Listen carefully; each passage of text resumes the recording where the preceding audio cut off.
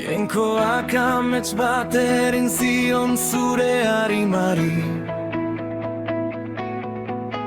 Hazi bat bezala izen gabeko zelai baten.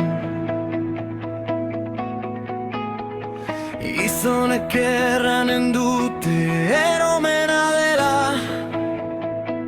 baina nork geldi dezake Jainkoak behinkatu duena. Inork sinesten ez zituen bidetan ibili nintzen.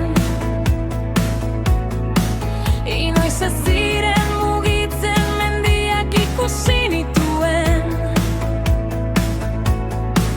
Baina nire baitan zerbait makurtzen ukatzen zuen. Ahots batek susurlatzen zuen, aurrera ene adiskide. Beraz iraun ezazu,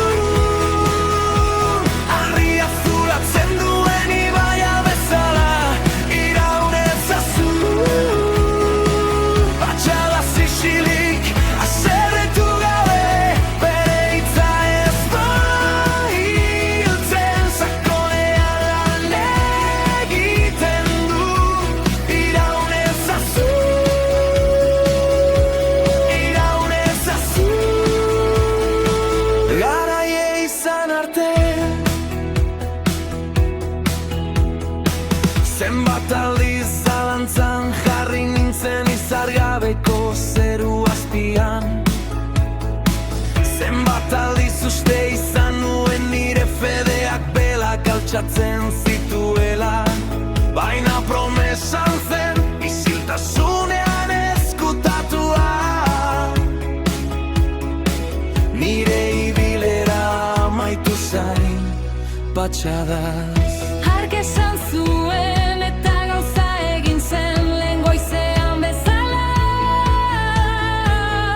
Hark hitz egin zuen eta ibaiek bidera amatu zuten.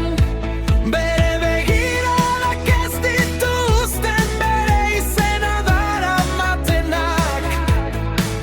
Aran barnean ere, abandonuan ere.